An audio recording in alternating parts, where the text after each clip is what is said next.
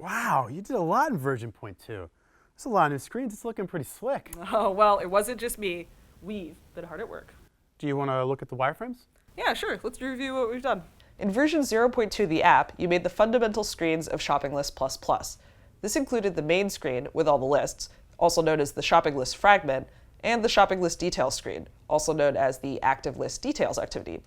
In order to do this, you needed to master reading and writing data.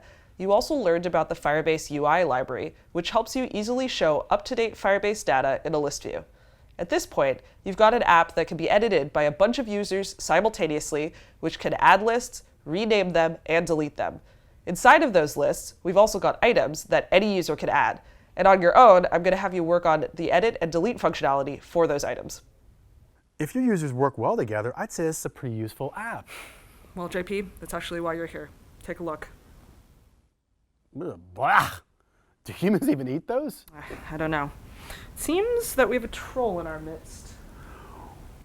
Well, have you considered another option? Maybe it's something from outside your group of roommates? Anyone you've told anything to? But I haven't shared the code with anyone, unless... You! Who have you been talking to? You're under a non-disclosure agreement. Was it Grocery Grabber? How much did they pay you? How much? You know, another way to solve this is to implement user authentication in Firebase. With user authentication, you can share accounts, you can create lists and add items to lists. Interesting. It's actually not a bad idea. Yeah, in Firebase, user authentication is really pretty easy.